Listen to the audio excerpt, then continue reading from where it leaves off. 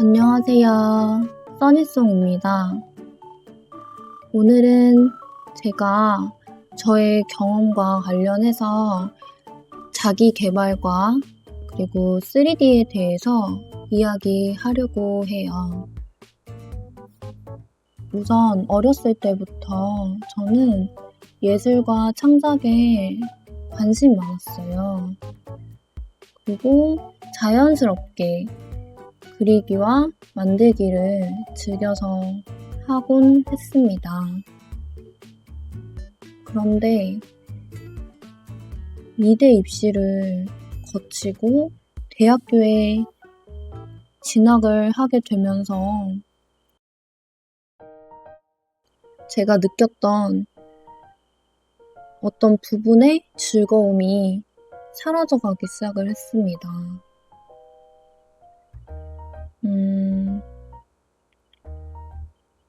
그 부분은 아무래도 그림을 그리는 것이 누군가에게 평가를 받아야 되는 그런 상황에 놓인 것을 제가 불편해했던 것 같습니다.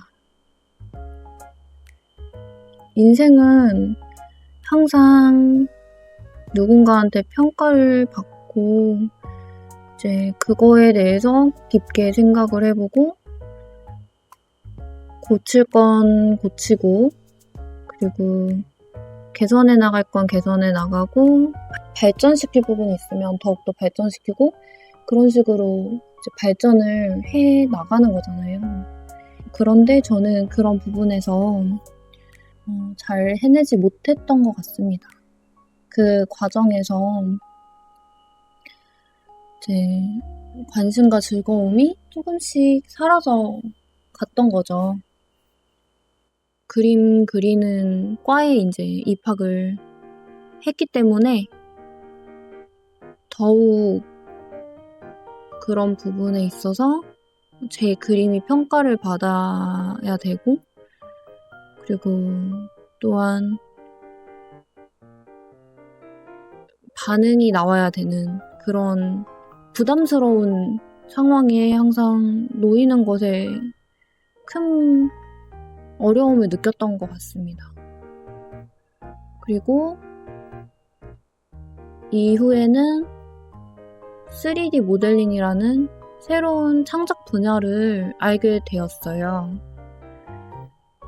그리고 처음에는 이 3D 모델링을 시도를 했을 때 정말 복잡하고 어려웠던 것 같습니다. 그런데 차근차근 공부도 하고 그리고 입체적인 것을 바라보는 시각과 그리고 그것에 대해 생각을 하고 그리고 또한 비화학적인 개념들을 습득을 하게 되었습니다. 이것들이 점점 쌓여가면서 제가 원하는 모델을 만들어낼 수 있게 되었을 때 전 또 다시 예술과 창작에 관심도 생기고 그런 것들을 만드는 과정이 정말 즐겁게 느껴졌던 것 같아요. 그리고 또한 이 과정에서 저는 자기 개발의 중요성도 많이 깨달았던 것 같습니다. 우선 멈춰 있으면 안 된다는 생각을 많이 했던 것 같습니다. 모든 것들이 다 동일하게 모든 사람들이 똑같이 느끼지 않고, 그리고 사람이 타고난 능력에 있어서 쉬운 것과 어려운 것이 개인적으로 다 다르게 느껴진다고 생각을 합니다. 그게 맞고요. 저는 어렸을 때부터 사실 그림과 가까이 지내고 좋아하고 그 관련 과를 진학까지 했었지만 또 그 그림으로 뭔가를 풀어가고 직업적으로 발전시켜 나가고 이런 부분에 있어서는 어려웠고 또한 실망도 했었고 저의 역량이 안 된다는 것도 그때는 깨달으면서 정말 힘들었던 것 같습니다. 그래도 저는 포기하지 않았습니다. 포기하지 않고 3D 모델링이라는 것을 또 받아들이게 되면서 이것 또한 창작의 도구가 될 수 있겠구나. 이런 것들 때문에 정말 기뻤던 것 같습니다. 제가 이제 학교에 다니고 있을 당시에 동물을 되게 좋아했어요. 동물을 너무너무 좋아하고 키우고 싶고 그랬었거든요. 그런데 그때 당시에는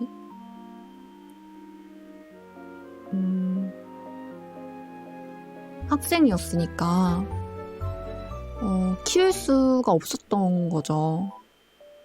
책임을 져야 되고 또 그런 부분도 있고 저희 또 엄마가 고양이나 강아지를 키우는 것들을 되게 부담스러워 하셨었어요. 그때 당시에. 그래서 저도 고양이를 혹은 강아지를 키우자는 얘기를 꺼내지를 못하고 있었던 거죠. 그런데 이제 대학교 때 자취를 하게 됐어요. 학교 앞에서. 그래서 반려동물 입양 정보 같은 거 인터넷에 이제 검색을 하다가 학교랑 가까운 곳에 보호소가 있는 거예요. 그래서 그 보호소에 가가지고 고양이를 이제 볼 수 있다 그래가지고 갔어요. 갔는데 이제 고양이를 봤어요. 너무 예쁜 거예요. 근데 아기 고양이였거든요. 아기 고양이인데 은색 털에 눈이 에메랄드랑 초록 색깔이랑 약간 섞인? 에메랄드가 초록색인가? 어쨌든 그런 색깔을 가진 고양이였는데 얼굴도 동글동글하고 그 고양이가 브리티시 숏헤어라고 하더라고요. 브리티시 숏헤어. 아, 그런가 보다. 그렇게 하고 그때 당시에 사실 뭐 고양이의 종 이런 것들 별로 상관이 없었어요. 너무 예뻐서 반해서 좀 약간 저도 모르게 데리고 온 부분이 있어가지고 그리고 자취를 또 하고 있었으니까 눈치 볼 사람이 없다고 생각을 했고 제 용돈으로 충분히 커버할 수 있다고 생각을 했었던 것 같아요. 그래서 이제 고양이랑 같이 살게 됐죠. 자취방에서. 그리고 나서 이제 제 일상에서는 이제 빼놓을 수 없는 그런 존재가 되었었어요. 그래서 그 고양이랑 많이 놀고 매일 아침에 일어나서는 그 고양이의 귀여운 얼굴과 그 살랑살랑거리는 꼬리를 보면서 정말 기분 좋게 하루를 시작할 수가 있었어요. 그리고 스트레스도 많이 해소가 됐던 것 같아요. 그 고양이랑 놀면서. 그리고 또 이 고양이의 그런 모습을 보면서 정말 영감이 많이 떠올랐던 것 같아요. 제가 사실은 평소에 그렇게 감성적인 스타일은 아니거든요. 그래서 감성적인 부분이 좀 항상 목말라 있는 그런 저인데 고양이를 보면서 굉장히 그런 감성이 좀 뿜뿜 올라왔던 것 같고, 그리고 그때 당시에 학교에서 항상 그림을 그렸었거든요. 유화를 그렸었는데 거기에 소재로 많이 고양이가 들어갔던 것 같아요. 그리고 그때 당시에는 또 호스? 캔버스의 그 크기를 굉장히 크게 좀 그려야 됐던 것이 좀 있었거든요. 학교 수업 때 그린 거여가지고. 그래서 이제 그때 당시에 수업으로 큰 거를 많이 그렸었는데, 고양이 그림은 또 제가 개인 작업할 때여가지고 3학년 때부터 개인 작업을 많이 했어요.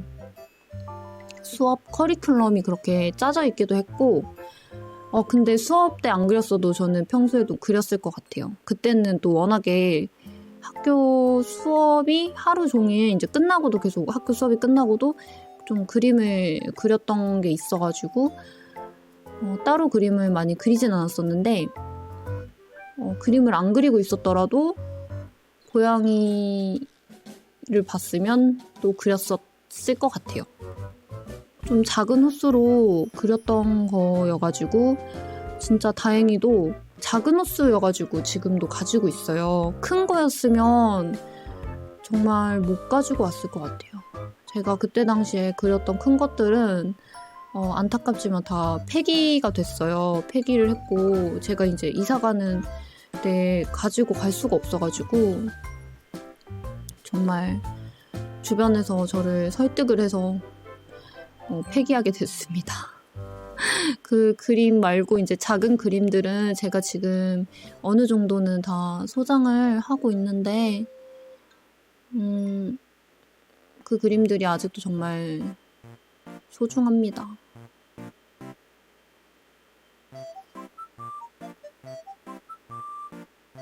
그리고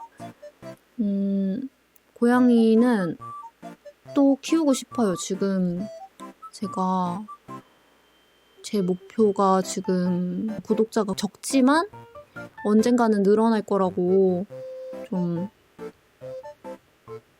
희망을 하고 있거든요. 그래서 구독자가 좀 늘어나면 그때 이제 저에게 약간의 선물과 또 같은 그런 반려동물을 한 마리 입양을 하고 싶다고 생각을 하고 있습니다. 그리고 다시 키울 수 있도록 열심히 하도록 할게요. 여기까지 길고 긴 저의 이야기를 들어주셔서 정말 감사합니다.